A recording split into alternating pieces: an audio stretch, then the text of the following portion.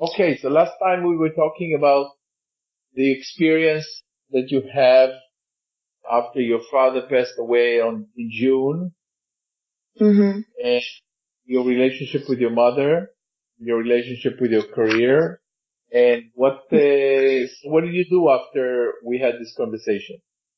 I talked to my mom and shared to me the assignment that you gave to me. And we did a heart-to-heart talk.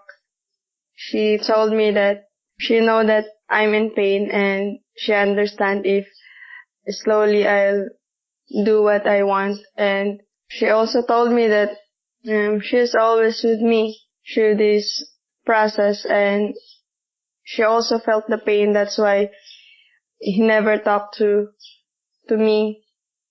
She know that at some point when we talk about that certain point about my dad, we will like cry because we're still in pain, and she said that we'll recover in a process, and remind me that no matter what I want or what I need to do is she'll always be at my side.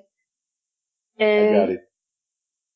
So you got from your mother, number one, that she's not over your head, waiting to ask for the house expenses, and or to tell you that you're disappointing her by not working or anything else, and you got that your mother loves you the way you are and the way you're not, and she's supporting you unconditionally.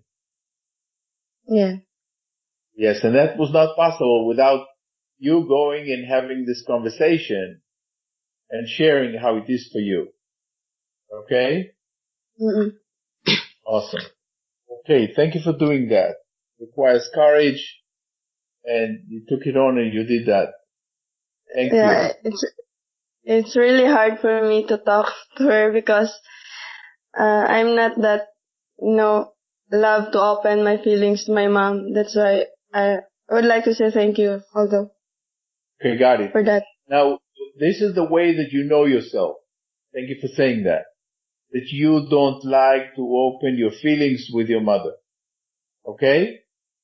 Mm-mm. Let's see. This is a narrative. This is a conversation. This is not what you like. This is a conversation that runs your life. And in this case, you're using the words, my mother. I don't like to open my feelings with my mother. Okay? Mm-mm. It's not, this conversation is stronger than anything. So this conversation stands between you and your mother. Yes. I don't like to open or to share my feelings with my mother. That conversation also can be converted easily to I don't trust my mother to accept me the way I am. You see that? Uh-huh. Maybe Yeah. because I'm not really that, into a open conversation with my mom. We're not really that. Okay, that's great. That's psychologists are saying it.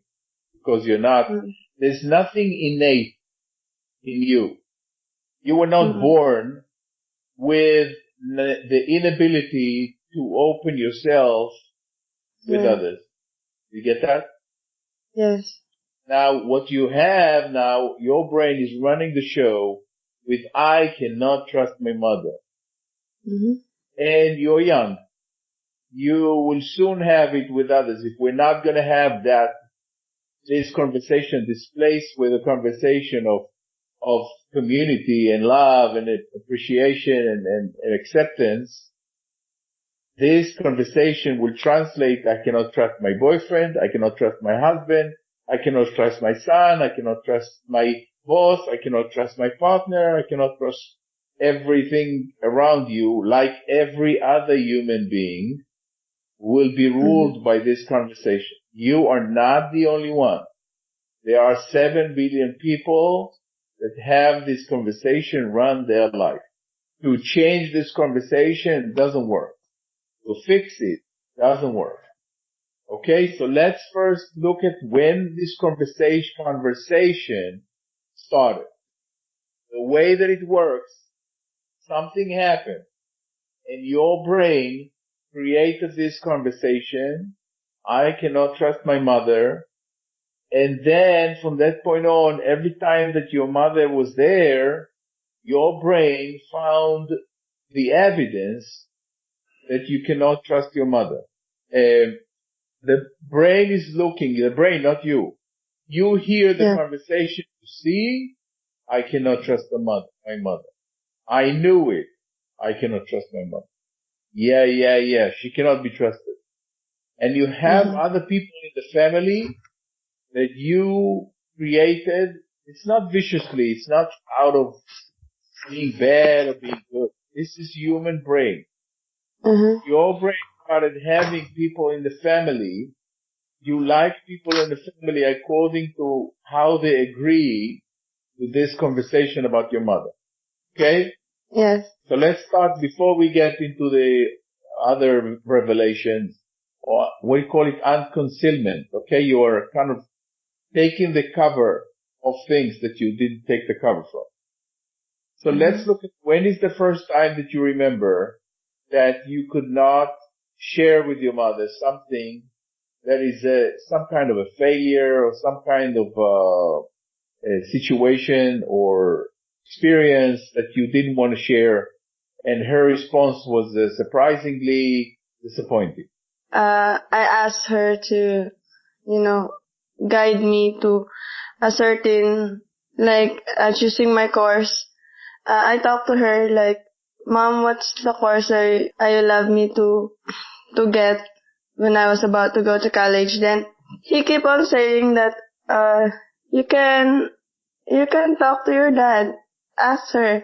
Then for me, it's a bit disappointed because why can't she tell me that, oh, I love you to be a teacher, to be a engineer, but then she kept on saying that you can ask your dad, you can ask her. Then for me it's a bit like, oh, well, I can't get an answer from her, so that's why after that it's a root from my mind that when I'm going to ask her, he'll going to respond that you can ask your dad. I got it. So what you're saying is like 3, 4, 5 years ago, was like the age of 15, you asked her which career you wanted to go, in terms of schooling, and she told you to go and ask your father. And you were disappointed. I got it. That's 18. Do you have anything that you remember from the age of, 12, 10 years old? No, I don't have any. You came to her and you said something like, oh, I got 60 in this exam, and she said, why? I told you to study, or you asked her. I haven't really had that experience because my mom doesn't really talk too much, and at our home we only talk when we were eating together. We kept on eating together every meals, but then that's the main situation or opportunity. Oh yeah, it's a situation for us to talk because after we eat, we separate in these different rooms, and then that's it. Okay, I got it. So let's go to the age of 18. You asked her questions, she answered what she answered. From that point on, and the same thing with my mother doesn't talk so much. Okay, it's also a conversation.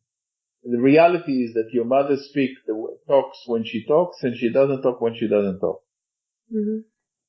Anything else happen there? Oh, no. No. No. You see that? No.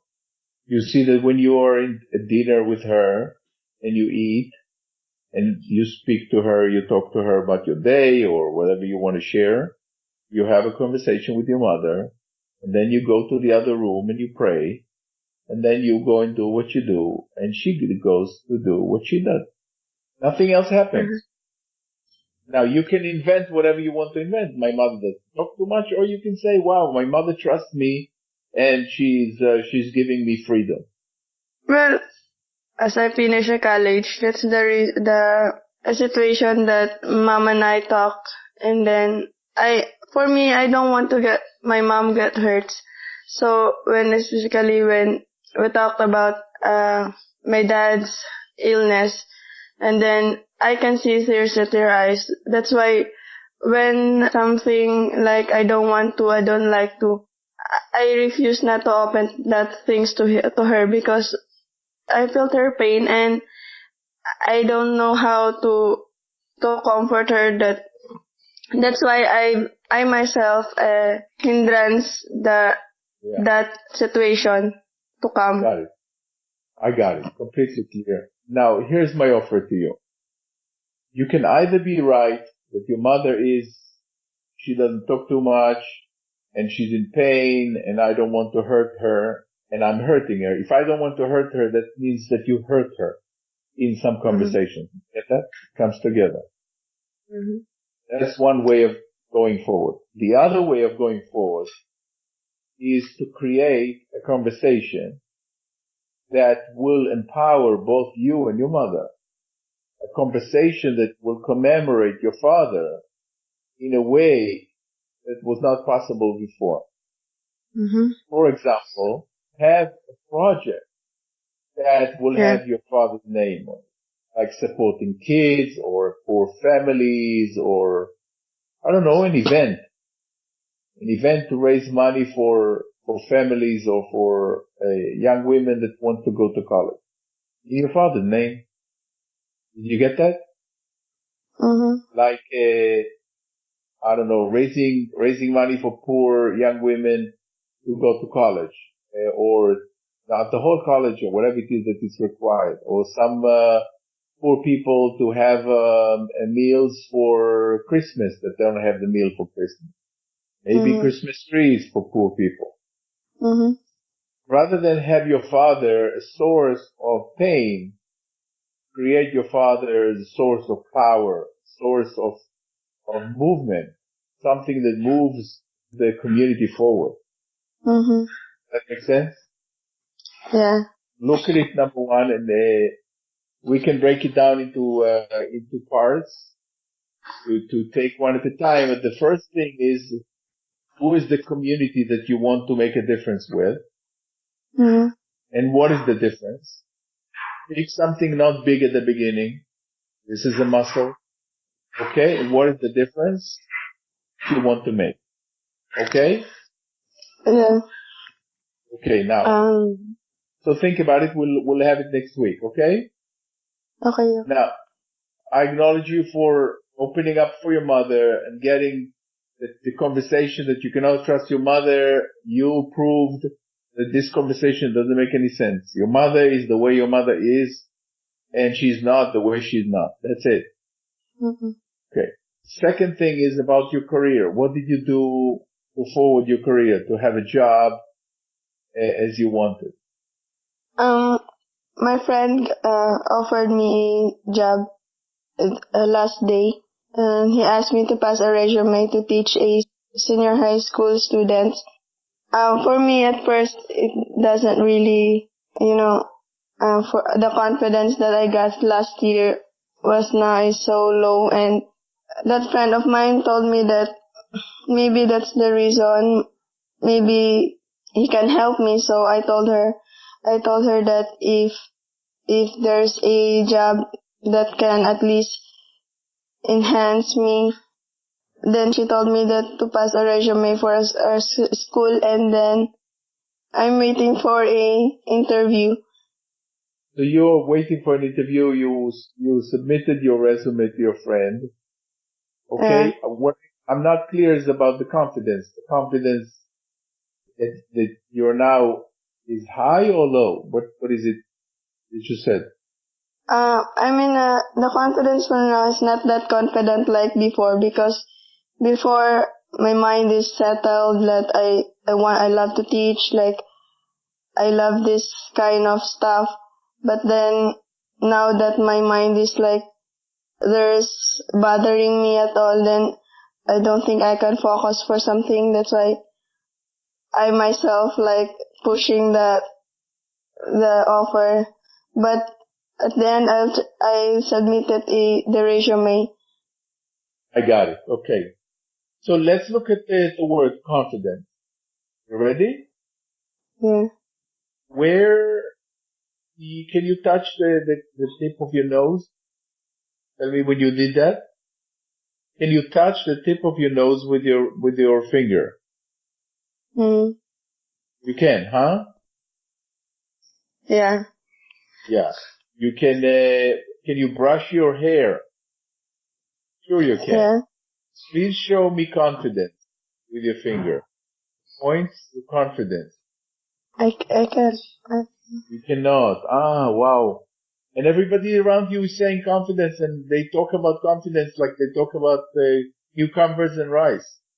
I don't have enough rice. I don't have enough confidence. So let's look at what confidence is. Okay? Yeah. Confidence looks like a word that describes something. It's not. It's just a conversation, a word, a distinction that represents for human being the following situation. I failed and I don't have confidence to start something new or to try something new. Yeah. So I'm not going to do anything. I have very low confidence. I had confidence before. Mm-hmm. I don't have confidence now. Mm-hmm. Well, the reality is that you didn't have confidence before and you don't have confidence now. Confidence doesn't exist in reality. Uh-huh. The only thing that makes a difference for you is to do what you want to do and do it for others, not for you. Find something that is bigger than you. So here's what's required. Nobody asked you if you have a confidence or not. Did you hear that? Yeah. Nobody asked me if I have confidence or not. Okay, say it in Tagalog, but fast. Nobody asked me if I have confidence or not. Walang nagsasabi sa akin na may confidence ako. Wala. That's it. Nobody asked you, Ayla. I'm sorry to tell you, nobody asked you if you have confidence or not. You have an interview, go to the interview and give them Ayla. Leave this conversation of confidence to the side. On the curb. Leave it outside put it outside. Take a piece of rock and put this rock, call it this confidence. I leave it outside the school. Mm-hmm. There's nothing called confidence. You don't come there with a balloon. Mm-hmm. Get that? Are you going to go to that balloon? Probably not. Mm-hmm. Okay? All we want to have is Ayla. Not confidence, not confidence. You go and you teach. Okay, so number one, your job is to look for projects that would commemorate your father. Look for which community to make a difference with and what is the difference. Mm-hmm. The second thing, you go to the interview and you leave the confidence conversation outside the school. Mm-hmm. Do you have confidence? There's no such thing as confidence. There's no such thing as confidence. Sorry. Okay? Mm-hmm. Are you perfect the way you are and the way you're not? Yes. Yes, perfect the way you are and the way you're not. And you're not the one to accept yourself into the school. They will accept you into the school. Mm-hmm. Awesome. Excellent. Ayla, so what do you want to be acknowledged for? Well, I just want to say thank you for telling me what to do about my mom. Because that conversation really opened my eyes that maybe it's hard to talk for me, but it's not really what we think is what will happen when we open up to someone. I got it. Thank you. I got your acknowledgement to me, and I acknowledge you for being powerful, a powerful young woman, an honor to your family, an honor to your father's memory, an honor for your community, and your job just started. Watch out what will happen in a year. Who are you going to be in a year? Okay? You ready? Yeah. Thank you. Bye-bye. Thank you.